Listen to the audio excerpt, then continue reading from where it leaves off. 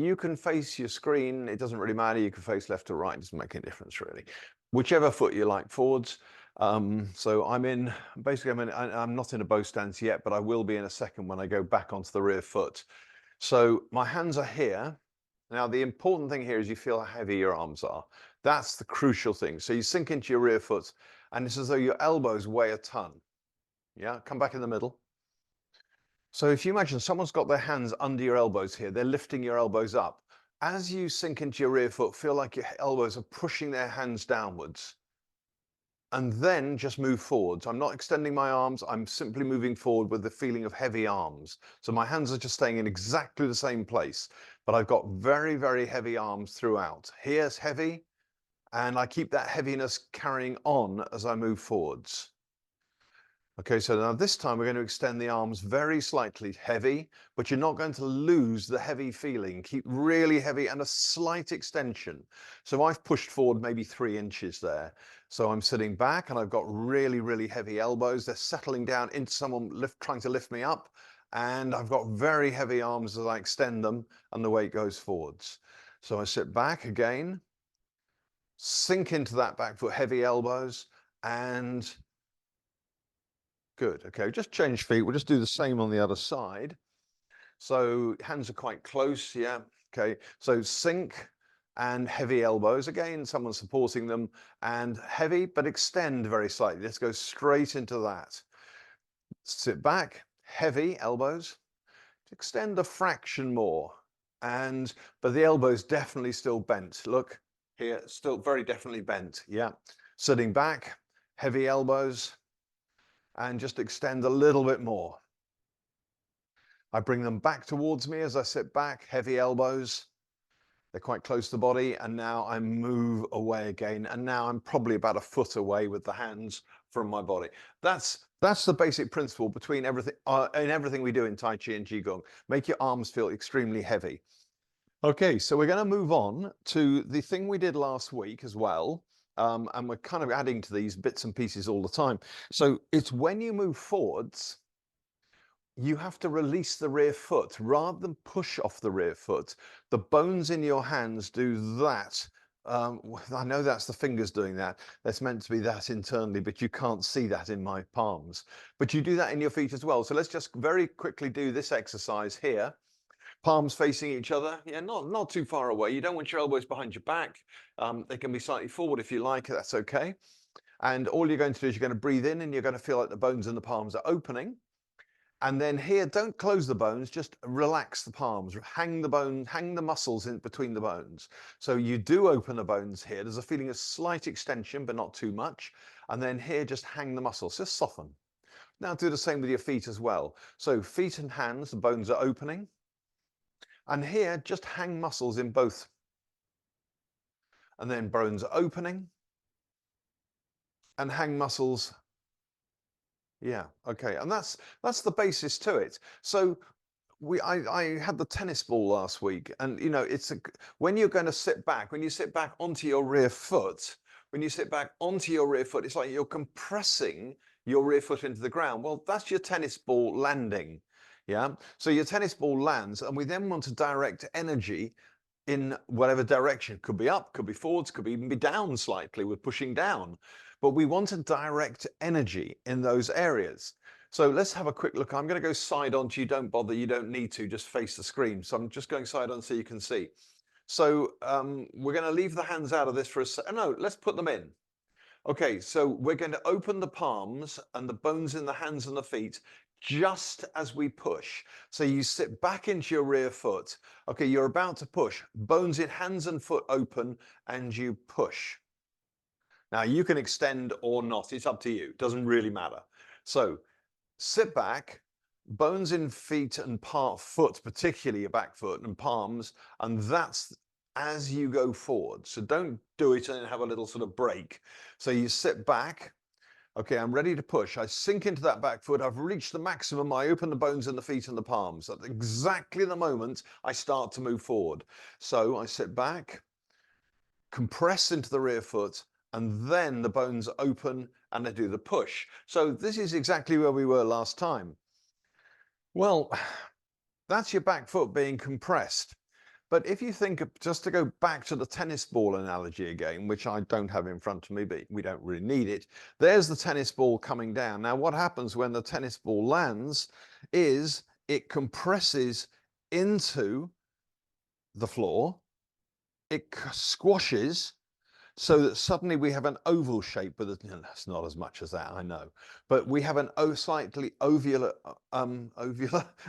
oval shape with the tennis ball. So in other words, the top crushes. Well, the top is going to be your hands in this case, because this is the outside of my tennis ball, and here's the other outside down at my foot.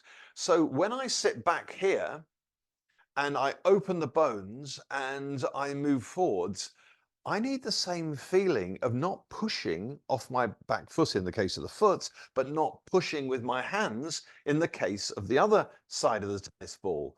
In other words, there is an internal release within your whole body here, as if that's been compressed in, and suddenly this opens and releases, and the energy inside releases into the hands.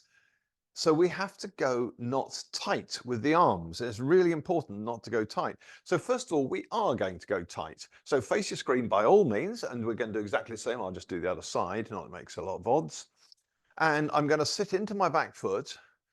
I'm going to open the bones, not yet, because I haven't arrived. I'm now opening the bones on both now, but I'm going to deliberately force my hands out, really, really pushing hard, really pushing.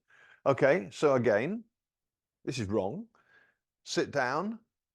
And as I go to move forwards, now bones open, I force my hands out. I really tense up and I push out. Okay, so well, there's no way a tennis ball does that. You know, the tennis ball's natural reaction is for the inside to actually expand. Excuse me. I've got to just sneeze, I think. Oh, maybe not. It'll come in a minute then. So your tennis ball, what it does is it compresses to an oval, and then it makes an oval the other way, so that the tennis ball goes this way just as it releases. In other words, the energy within the tennis ball has expanded. The downward pressure is creating the lift, and the upward pressure is the fact that temporarily there is a more vertical pressure going on within the tennis ball just for a second, which actually draws the sides in slightly. So what we do is we go, when you go to do the push, and I'm not entirely convinced this is a great way to explain it, but it's not a bad way. When you push hard with your hands, I don't know if you could feel, but everything tenses up here, doesn't it? You know, your biceps tense, your triceps even tense, your neck tenses, everything around your back, your chest, everything go. You try, you know, just do a push now towards the screen, and you really, really push. Well, it's all locked up down the arms, your neck, everything gets tense. Well, that's what we don't want. And the tennis ball definitely doesn't do that. The tennis ball uses its expansion internally to allow an opening, and it's a relaxed opening. So my thing about here, pushing, put your hands on a wall beside you. That's assuming you've got a wall beside you, and put your weight on the front foot. Now, a push, whether it's forwards or backwards, is because we haven't got anybody with us to practice this with. We're in isolation. It's very difficult because ideally you have somebody to push here to do this, but we can use the wall. But this is going to be the reverse of what we're actually doing, because we're going to push ourselves off the wall. So if you've got a convenient wall here, you can turn your screen or whatever. You put your hands on the wall. We're in a bow stance here with this foot forward, and your hands are on an imaginary person or a wall here, in this case, and you're going to force yourself backwards and push yourself off the wall, right? So you're on the front foot and you push yourself backwards. Now, if I deliberately push myself backwards, this all goes tense. This is the equivalent of you deliberately pushing forwards and going tense in that respect as well.